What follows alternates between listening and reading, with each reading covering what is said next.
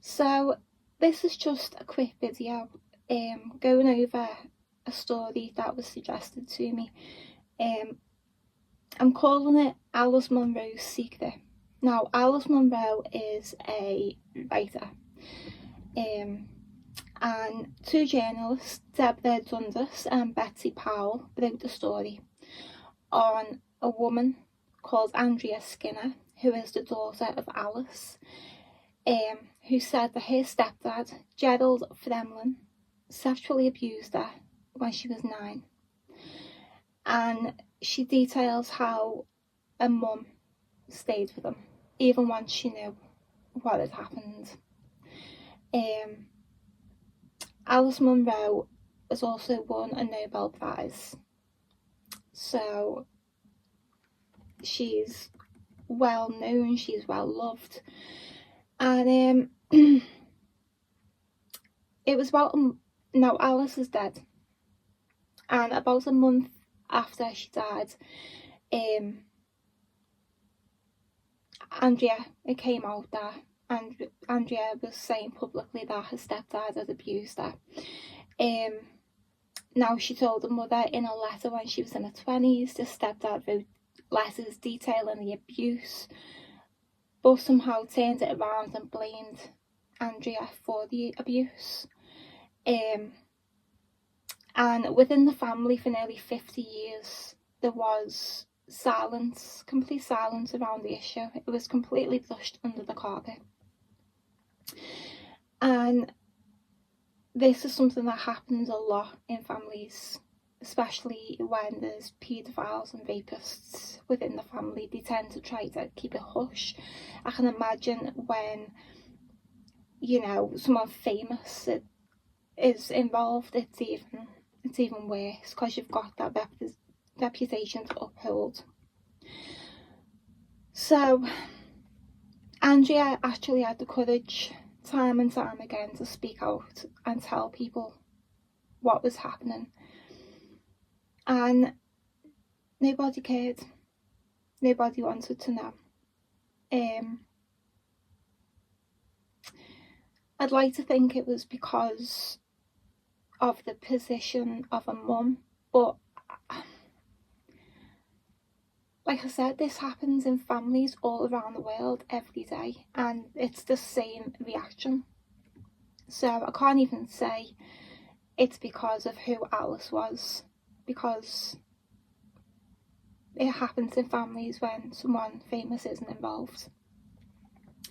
So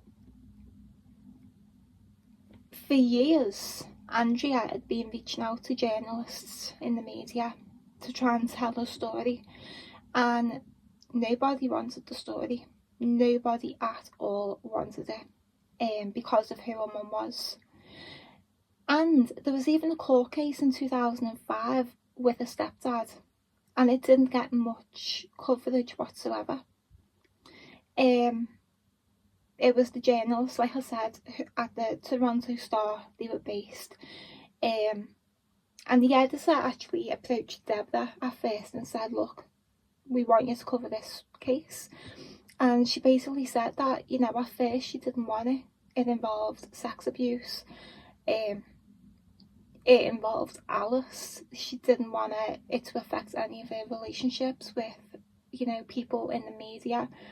But then she says that, you know, she realised that this wasn't about Alice, this was about Andrea, and that she, in fact, did want to tell her story. And she wanted to give Andrea a voice. Now, Andrea's parents, Alice Munro and Jim Munro, they had shared custody when they separated.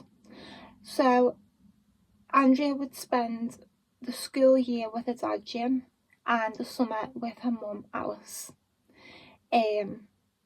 Now Jim was remarried to a woman called Carol, and she had a son to a previous man called Andrew, which is Andrea's stepbrother, who was about 2 years older than Andrea.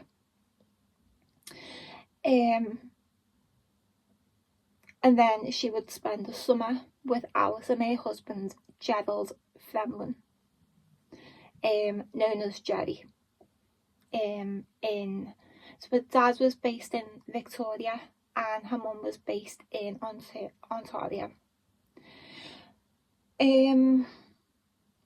After that first summer that Andrea had stayed with her mum and stepdad, that's when Jerry first abused her. Now, as soon as she got back to being with her dad in Victoria, she told Andrew what had happened. Now, remember, Andrew's about 11 at this time. And Andrew says, "That's not right. You've got to tell me, Mum," which is a stepmom, Carol. So she spoke to her stepmom, Carol, about it. And Carol spoke to Jim about it. And it stopped there.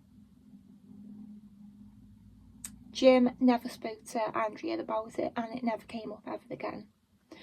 So she continued with the school year.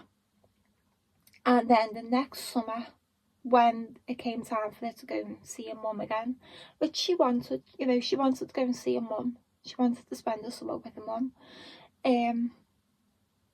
No one ever spoke to Alice about what Andrea had said, but Andrea's oldest sister, who was about 20 at the time, actually went with Andrea to her mum that summer.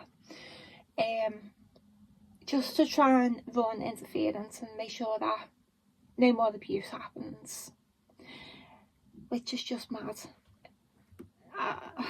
It's just mad to me. It really is. So by the time Andrea gets to 19, she's troubled.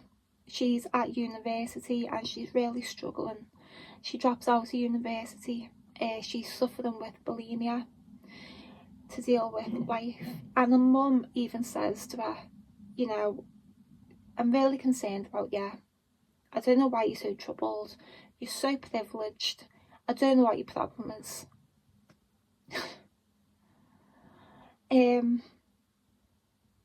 So by the time Andrea is 25, she's still struggling, and she writes her mum a letter telling her about the abuse. Now, Alice was really upset with this letter. She left the letter where Jerry could see it, and then she flew to British Columbia where she had a condo. Jerry found the letter, and the family said that it was non-stop drama for the next 3 months. Jerry threatened to kill himself. Alice felt betrayed, but it was just all about them two and the impact it's had on them two and their relationship and their lives. And it was nothing to do with Andrea and the abuse that she'd been through. They were completely self-absorbed. Now, after the 3 months, Alice actually went back to Jerry, moved back in with him, and it was all hushed again. It weren't ever spoken about. Now, Fremlin actually wrote letters to Jim and Carol, so Andrea's dad and stepmother. In it, he calls Andrea a Lolita. He shifted the blame onto a 9-year-old. He admitted that he had climbed into bed with her, but that he thought that she was after him sexually. This is a 9-year-old little girl.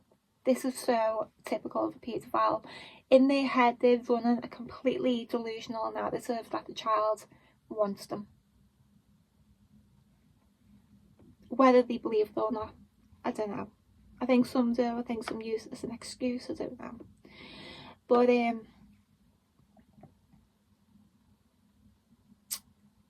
he said that one night Alice was away for work, and I think by the sounds of it, in Alice's bedroom, her and Jerry had separate beds, and Alice wanted to sleep in her mum's bed. So he said that he thought that because she came into the room and wanted to sleep in her mum's bed, that she was actually coming in for sex. Make it make sense. Completely round the bend. This is a 9-year-old little girl. Now, Andrea was failed by every adult in her family from the age of 9. This should have been stamped out immediately, right back to a dad and Carol. I can only imagine if I had told my dad that I had been sexually abused by my stepdad. Like, my dad would be in prison and the stepdad would be dead. There'd be no police involved. It would just stop there. I can't imagine.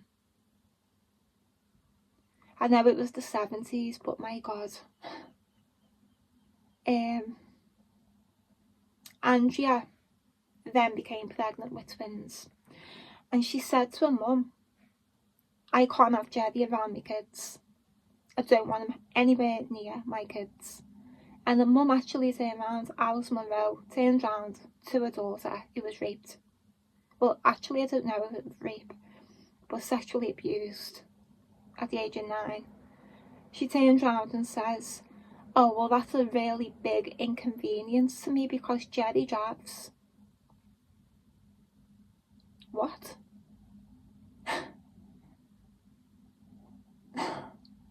So apparently Alice really struggled dealing with everyday life, like paying bills, driving, stuff like that. So Jerry took care of all that stuff. It's just mad. So Andrea ended up stepping away from the family. She felt it was just easier on everyone if she backed away. And in about 2004, Andrea took all these letters to the police, and they actually charged Jerry, and he did plead guilty to one charge of indecent assault in 2005. He received a sentence of 2 years probation and counselling. He destroyed this kid's life, and that's what he got. But at least it was down on record what he was and what he did. But everything returned to normal, as if nothing had happened. The family continued to engage with the paedophile, spend time with the paedophile. Nothing changed. So Jerry died in 2013. Jim, the dad, died in 2016, and Alice died recently this year, 2024. Andrea's siblings, Jenny, Sheila and Andrew, they all wanted the sister back in their lives and didn't know how to do it. They all felt like victims too. Didn't really know how I feel about that, to be honest.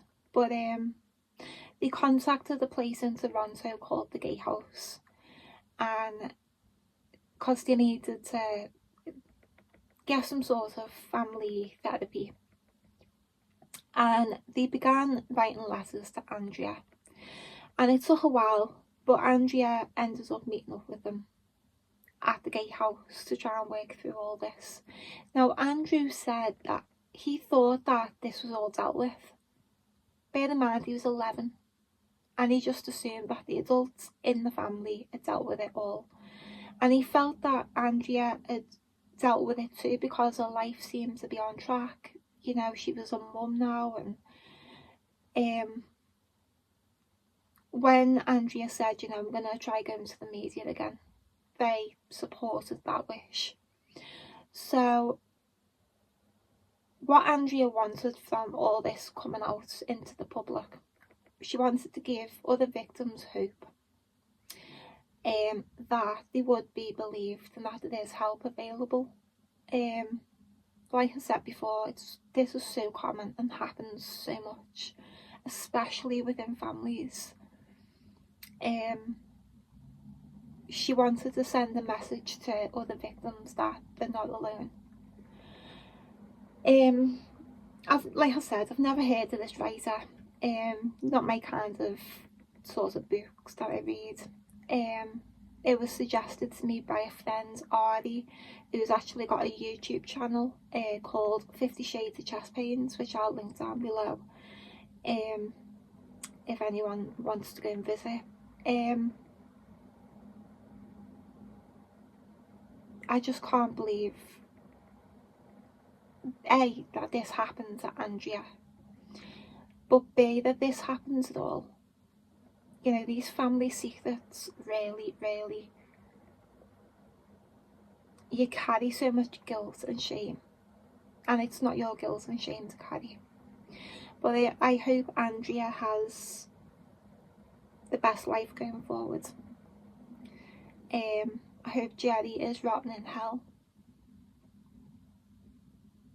It's a shame Jim and Alice didn't deal with it better. It really is, but there you go.